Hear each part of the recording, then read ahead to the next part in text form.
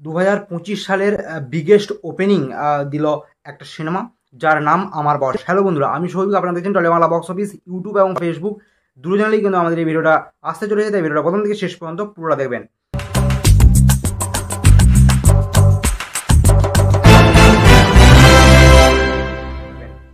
এবার আসি আজকের টপিকে। এখানে কোনো সুপারস্টার নেই, না আছে কোনো সুপারস্টার হিরোইন। হ্যাঁ, অবশ্যই শ্রাবন্তী চ্যাটার্জি রয়েছেন অনেকে, কিন্তু এখানে মেন যে আকর্ষণ সেটা হচ্ছে গল্প, অর্থাৎ কন্টেন্ট।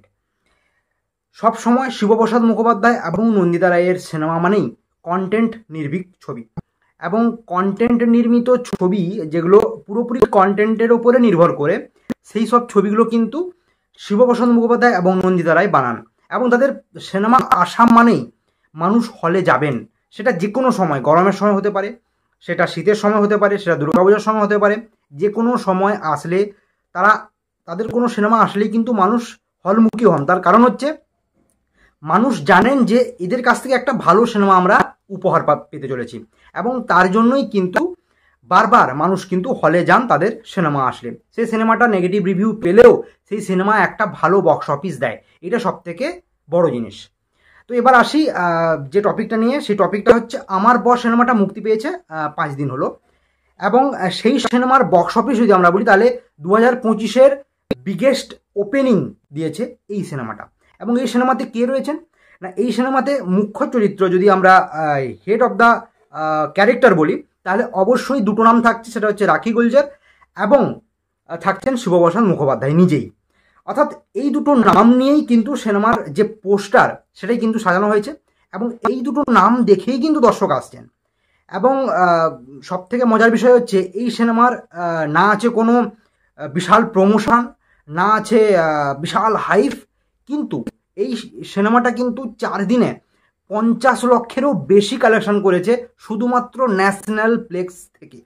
অর্থাৎ ন্যাশনাল চেন মাল্টিপ্লেক্স থেকে যেখানে কালেকশনটা দেখা দেয়, অর্থাৎ প্রত্যেক সপ্তাহে যেটা দেখা যায়, সেই ন্যাশনাল প্লেক্স থেকে কিন্তু, অর্থাৎ পিভিআর, আইনক্স, সিনেপোলিস এবং মিরাজ, এই 4টে প্লেক্স থেকে টোটাল ইনকাম হয়েছে 50 লাখেরও ওপরে।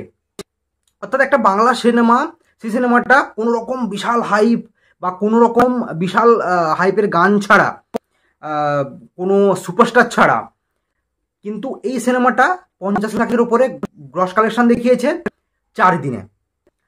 তো মানে এটা শুধুমাত্র ন্যাশনাল প্লেক্স, এবার বাকি সিঙ্গেলস কিন্তু রয়েছে, অনেক শো পেয়েছে কিন্তু। তো এটাই বলা যায় যে একটা ডিরেক্টর এর কিন্তু একটা ভরসা মানুষের, এবং সেই ভরসার এরা যোগ্য সম্মান দিচ্ছে যে মানুষ, আপনারা হলে আসুন, একটা ভালো সিনেমা কিন্তু উপহার পাবেন। তো আশা করব যে আমার বস সিনেমাটা 2025-এর one of the biggest film হবে, এবং এই সিনেমাটা ভালো সাকসেস পাবে। তো ক্রিটিক্যালি বেশ ভালো রিভিউ পাচ্ছে আমার বস, এবং সিনেমাটা অনেক অ্যাওয়ার্ডও জিতেছে। তো আশা করব এই সিনেমাটা একটা ভালো মাইলস্টোন গড়বে বাংলা সিনেমার জন্য। তো নেক্সটে তো অনেক সিনেমা আসছে, দেখা যাক এই বছরে ভালো ভালো সিনেমা কেমন বক্স অফিস দেয়। আজকের ভিডিও এ পর্যন্ত। আপনাদের কেমন লাগলো অবশ্যই নিচে কমেন্টে জানাতে ভুলবেন না।